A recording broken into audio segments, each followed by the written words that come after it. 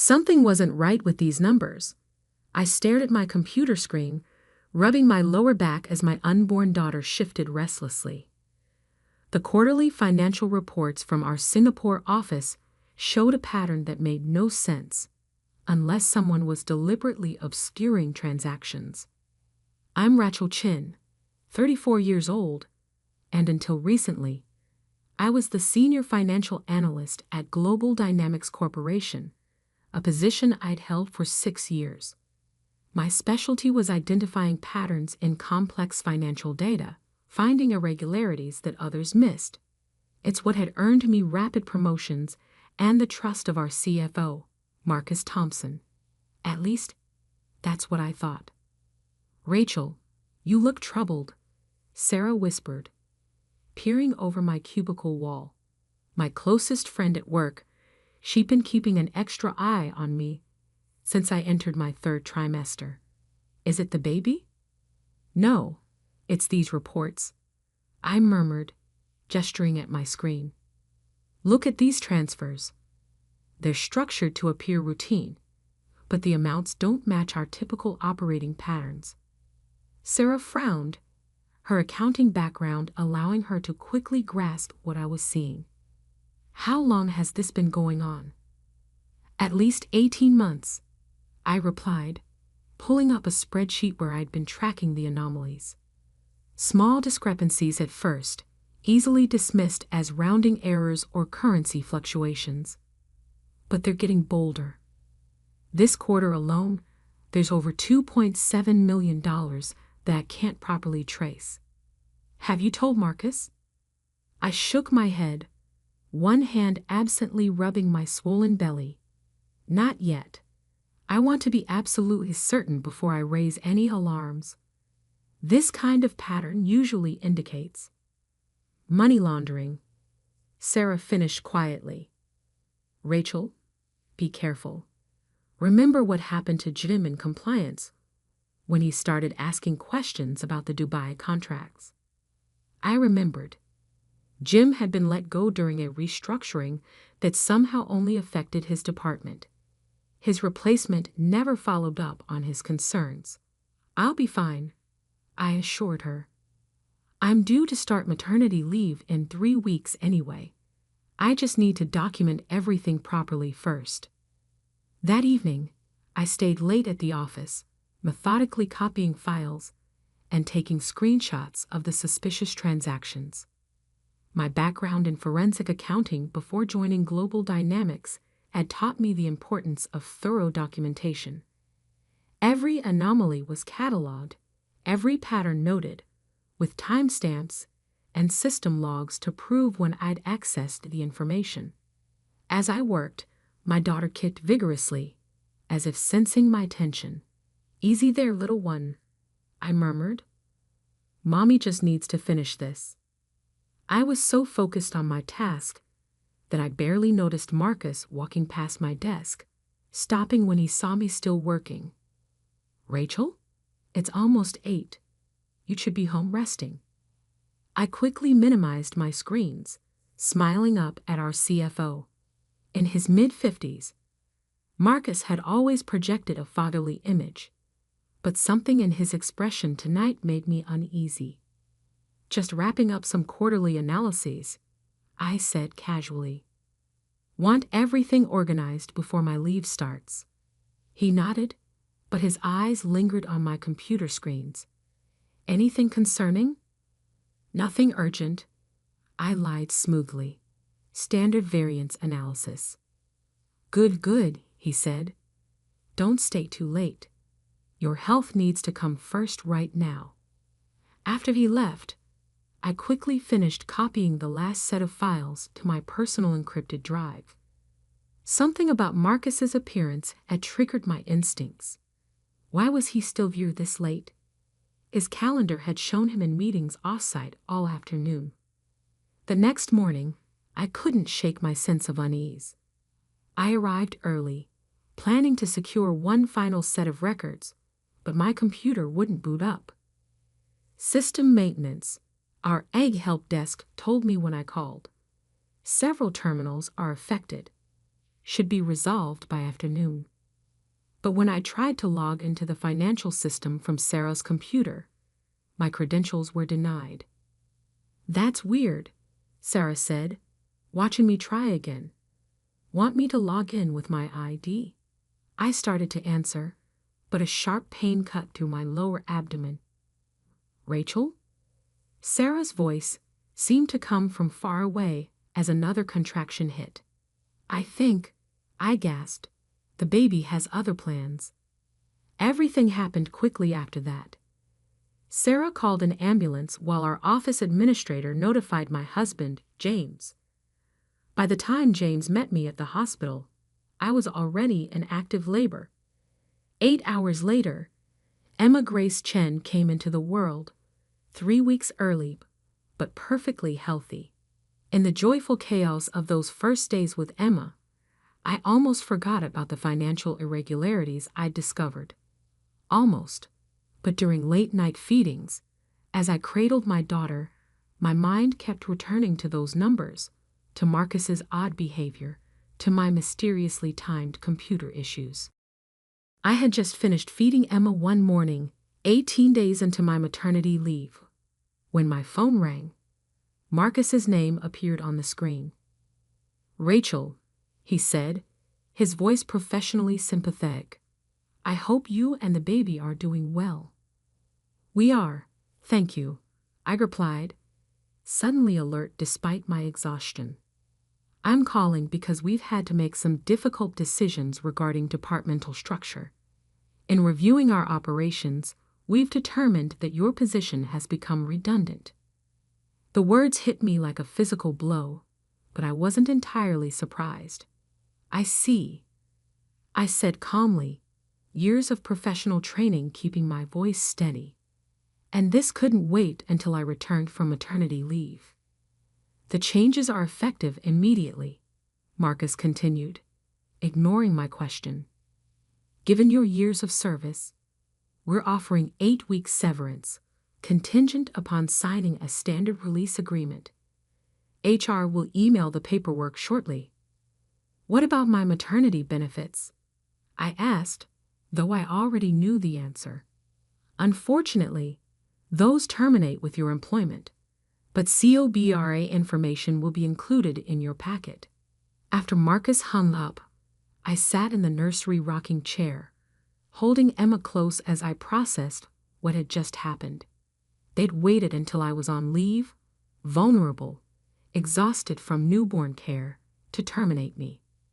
They probably expected me to sign whatever they sent quickly, grateful for any severance while dealing with a new baby. They didn't know I'd spent 15 years learning how financial criminals think, how they hide their tracks, how they silence potential threats. They didn't know that every suspicious transaction, every irregularity I'd found was safely documented and stored away from company servers. Most importantly, they didn't know that 2 days before going into labor, I'd sent a detailed letter to myself via certified mail, documenting my concerns and the exact locations of my evidence. A simple lawyer's trick, establishing a paper trail and timestamp that couldn't be erased. I looked down at Emma, peacefully sleeping in my arms. "Your mommy may be sleep-deprived," I whispered, "but she's not stupid."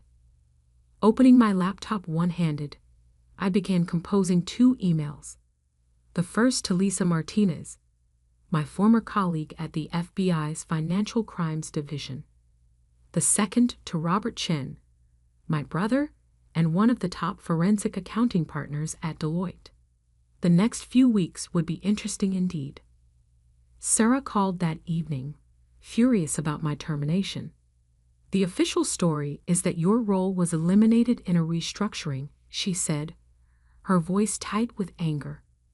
"But they've already posted a job opening that looks suspiciously like your position with a different title." "Have they?" I said mildly, making notes. "That's interesting." "Rachel, this isn't right.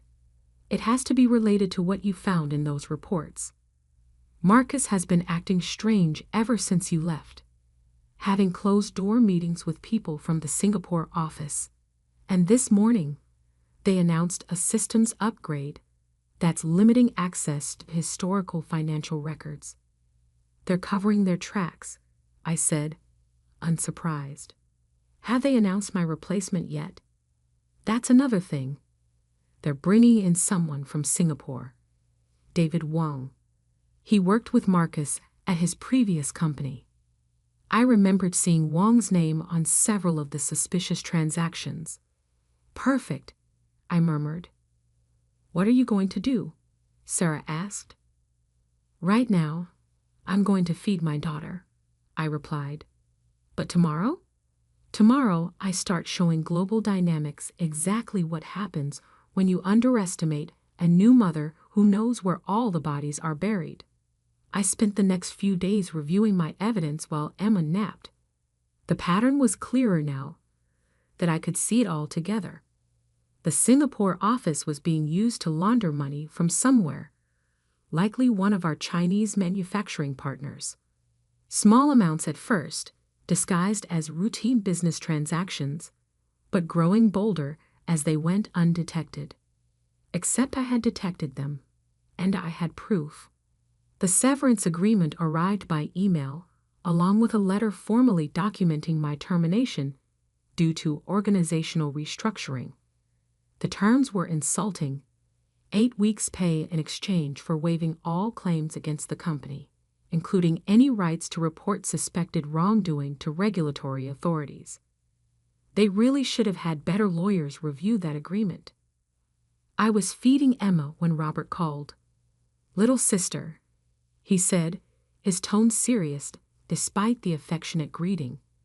"I've reviewed everything you sent. This isn't small-time creative accounting. We're looking at systematic money laundering, potentially tens of millions. How long have you known?" "I started noticing patterns about 3 months ago," I replied, adjusting Emma as she fussed. "But I didn't have concrete proof until just before going into labor." "And they fired you as soon as you went on leave. Convenient timing." "Very," I agreed. "What do you think?" "I think," Robert said slowly, "that Global Dynamics is about to learn why it's a bad idea to mess with my sister. Lisa's team at the FBI is very interested in your documentation. They're particularly intrigued by the connections to certain Chinese companies that have been under investigation." "How interested?" "Interested enough that they want to meet as soon as you're up for it. They're willing to come to you, given the baby." I looked down at Emma, now sleeping peacefully. "Tell them I'm available tomorrow afternoon. It's time to show Marcus that maternity leave doesn't mean I've lost my teeth."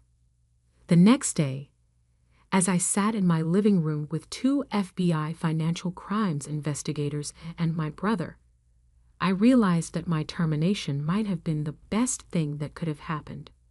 Free from corporate constraints, I could finally share everything I'd found. "The real sophistication is in how they layered the transactions," I explained, pointing to a flowchart I'd created. "See how each transfer seems legitimate in isolation. It's only when you map them all together that the pattern emerges." Special Agent Martinez nodded appreciatively. "This is detailed work, Rachel. Most people would have missed these connections. Most people didn't spend 3 years tracking money launderers in Asia," I replied. I recognized the methodology. It's similar to cases I worked on before joining Global Dynamics. "Which they would have known if they'd actually checked your background," Robert added with a smile. "Their mistake," I agreed, shifting Emma in my arms as she stirred. "What happens next?" "We'll need to move carefully," Agent Martinez said. "We've been building a case against several of these Chinese companies for months. Your evidence could be the key to unraveling their entire network. But if Global Dynamics gets wind of the investigation too soon, they'll destroy evidence," I finished. "They're already trying." Sarah told me they're doing a systems upgrade that's limiting access to historical records. Classic covering of tracks, Robert muttered. We'll need to move fast. How would you like to handle this, Rachel? Agent Martinez asked. You could be a confidential informant, or we could take a more direct approach. I considered my options carefully. Part of me wanted to stay in the shadows, to let the FBI handle everything while I focused on my daughter. But another part, the part that had spent years building my career, that had worked through difficult pregnancies and morning sickness to earn my position, wanted justice. Direct approach, I decided. They tried to silence me by firing me when I was most vulnerable. I want them to know exactly who brought them down. Agent Martinez smiled. I was hoping you'd say that. We'll need you to do something that might feel uncomfortable. I raised an eyebrow. What did you have in mind? Sign their severance agreement. What? Robert interjected. That would waive her rights to. No, I interrupted, suddenly understanding. It wouldn't. That clause about reporting to regulatory authorities, it's unenforceable. Dodd-Frank specifically protects whistleblowers regardless of any severance agreements. Exactly, Agent Martinez confirmed. Sign it. Let them think you're cowed and desperate. Meanwhile, we'll set up surveillance and start following the money trail you've uncovered. I looked down at Emma, sleeping peacefully against my chest. How long do you need? Give us 2 weeks to get everything in place. Then we move. I nodded, a plan forming in my mind. 2 weeks is perfect. Just long enough for them to think they've won. Just long enough for Marcus to get comfortable. Just long enough, I thought but didn't say, to remind Global Dynamics that they should have checked exactly what I knew before trying to discard me. That evening, I signed the severance agreement and emailed it back to HR. Then I composed one more email to Marcus himself. Thank you for the opportunity to work at Global Dynamics, I wrote, keeping my tone professional and slightly desperate. I understand that business needs change. I appreciate the severance offer and hope we can maintain a positive professional relationship. Let him think I was backing down quietly. Let him think maternal exhaustion and financial pressure had defanged me. In 2 weeks, he would learn just how wrong he was. 2 weeks passed quickly in the haze of newborn care. Emma settled into a routine, giving me precious hours between feedings to refine my documentation and coordinate with the FBI team.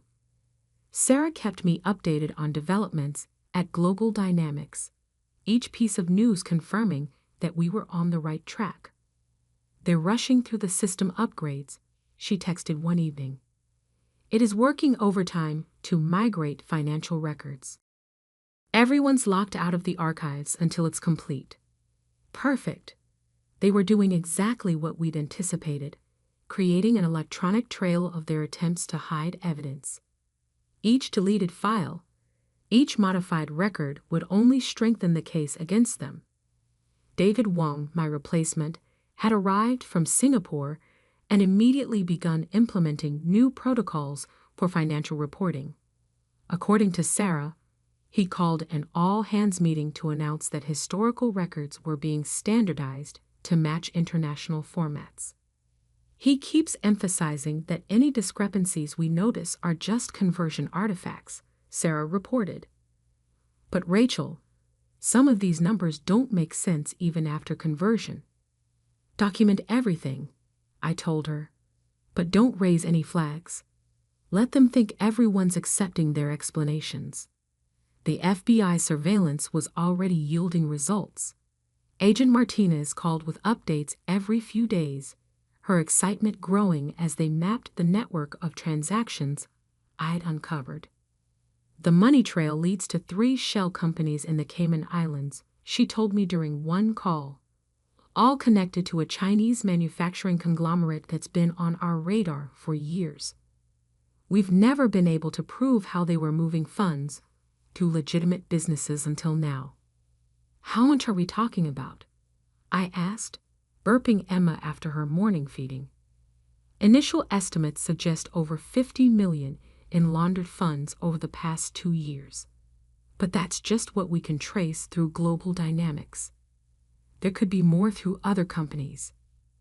I whistled softly. No wonder they were so quick to push me out when I started noticing patterns. About that, Agent Martinez said, her tone shifting. We've been monitoring Marcus Thompson's communications. He's been in regular contact with executives at the Chinese company, discussing something they call Project Phoenix. Does that mean anything to you? I frowned, thinking back. There was a meeting about Project Phoenix just before I went on leave. Marcus said it was a potential joint venture, but the financial projections seemed optimistic. It's not a joint venture, Agent Martinez replied. Based on intercepted emails, it's their plan to acquire Global Dynamics outright, using funds from the same accounts you flagged. The pieces clicked into place. They're not just using Global Dynamics to launder money. They're trying to buy the company with laundered funds. Exactly. And based on the timeline we've uncovered, the deal is supposed to close next month. I thought about the implications.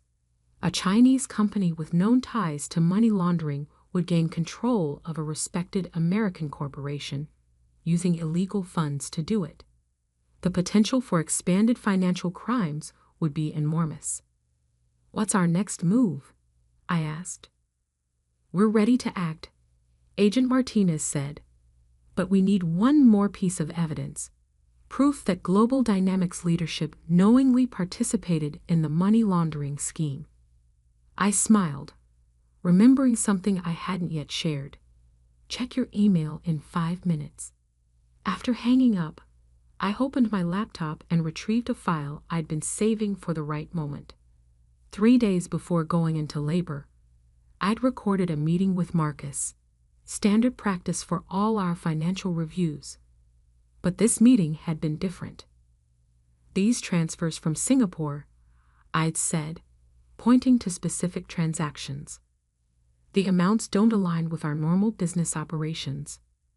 Marcus had waved off my concerns. It's all been approved at the highest levels, part of our expansion strategy. But the documentation doesn't support that, I'd pressed. These look more like... Like what, Rachel? His tone had sharpened. Like money laundering, I'd said directly. The patterns match known techniques for disguising the source of funds. Marcus had stared at me for a long moment before responding. You're very observant, Rachel. Too observant. Some things are better left unnoticed, for everyone's sake. It wasn't just a smoking gun, it was a confession. I attached the recording to an email and sent it to Agent Martinez. Her response came within minutes. This is exactly what we needed. Be ready tomorrow morning. And Rachel, you might want to watch the financial news. The next day, I was feeding Emma when my phone exploded with notifications. Global Dynamics stock had been suspended from trading pending a major announcement. Sarah called moments later. The FBI just walked into the office, she said in a rushed whisper. Dozens of agents. They're seizing computers and files. Marcus is being led out in handcuffs. I switched on CNBC just in time to see the breaking news banner. Global Dynamics CEO and CFO RRESTD in international money laundering investigation. The reporters were scrambling to piece together the story, but the basic facts were already emerging.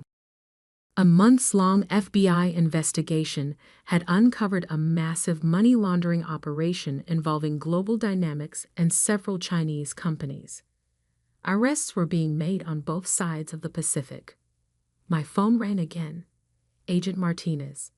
Turn on the news, she said without preamble. Already watching, I replied. How's Marcus enjoying his new accessories? Not as much as he's going to enjoy what comes next. We're about to announce the role of a corporate whistleblower whose evidence broke the case. Ready to go public? I looked down at Emma, who gazed back with her father's dark eyes. More than ready. The next hours passed in a blur. My name hit the news cycles by noon. By dinner, every major financial publication had the story. New mother uncovered $1 million money laundering scheme during maternity leave. The details captivated everyone. The pregnant analyst who spotted financial irregularities, the company that tried to silence her by firing her during maternity leave, the evidence she'd gathered before giving birth. Forums lit up with discussions about corporate ethics and women in finance. James came home early, bringing champagne he insisted I deserved, even if I was still nursing. To my brilliant wife, he toasted, who brought down an international crime ring while caring for our newborn. But the real satisfaction came the next morning when Robert called with an update from his contacts at Global Dynamics. The board called an emergency meeting, he reported. They're in full panic mode. The stock is going to tank when trading resumes. Marcus and the CEO are looking at serious prison time. And guess what they found in Marcus's emails? Tell me. Explicit discussions about firing you because you were getting too close to their scheme. He specifically mentioned timing it during your maternity leave when you'd be too overwhelmed to fight back. I laughed. How'd that work out for him? Not great, especially since those emails make it a clear case of wrongful termination and pregnancy discrimination on top of everything else. The board wants to settle. They're offering full reinstatement, back pay, accelerated stock options, and a promotion to VP of Financial Compliance. Not interested, I said immediately.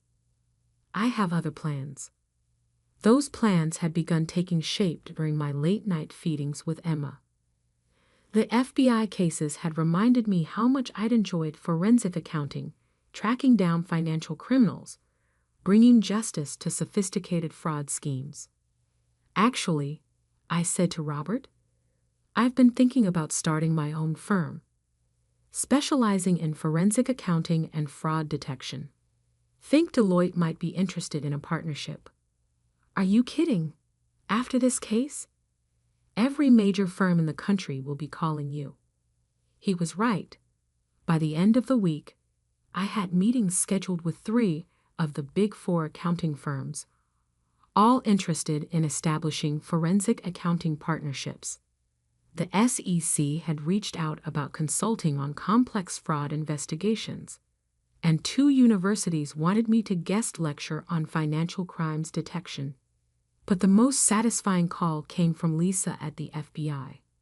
The U.S. Attorney's Office wants to talk to you, she said, about testifying against Marcus and the others.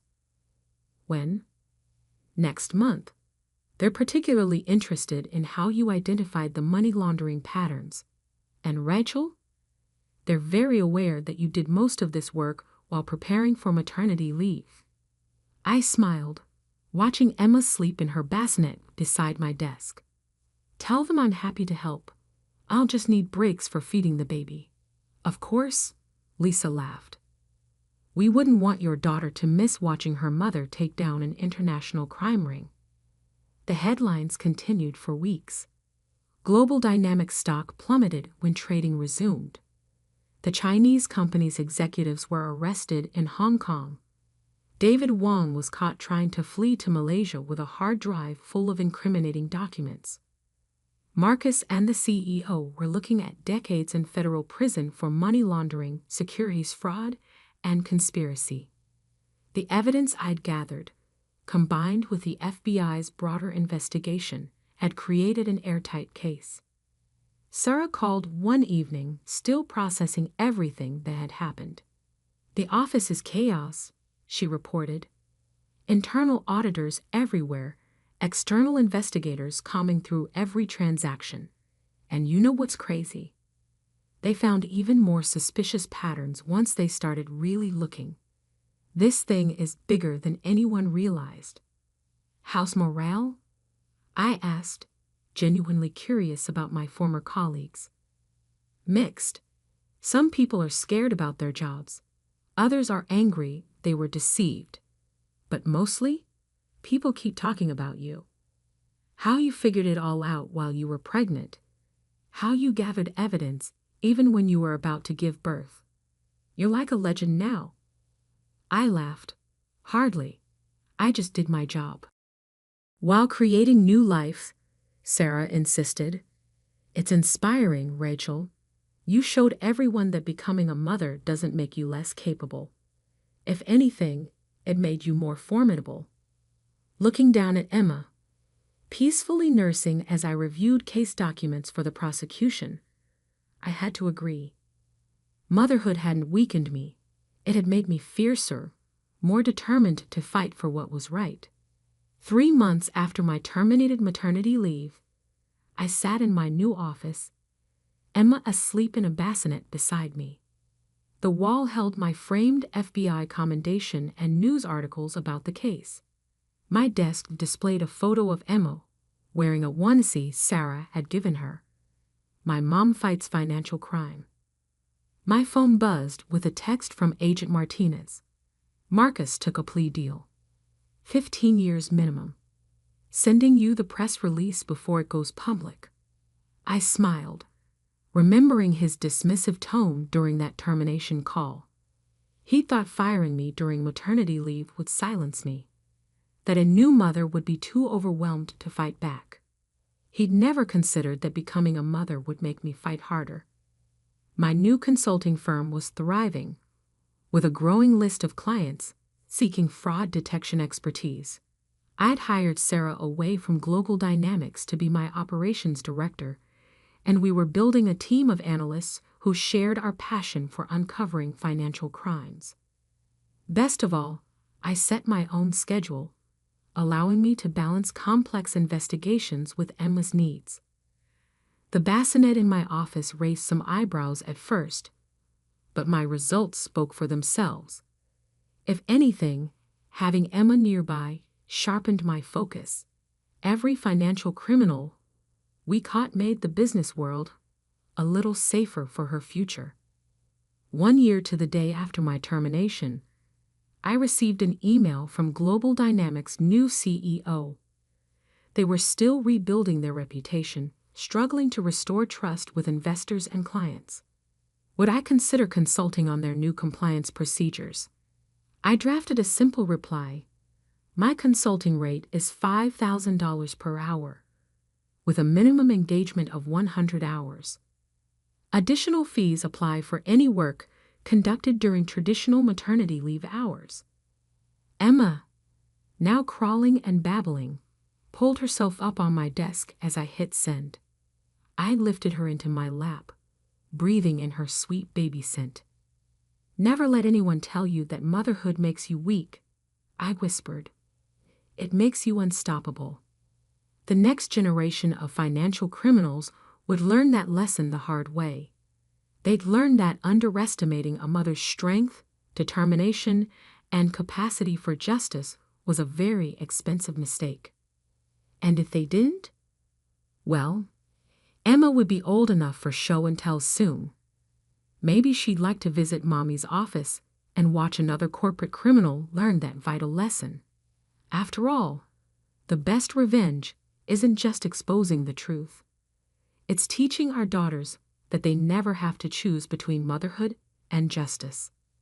They can deliver both, sometimes even during maternity leave.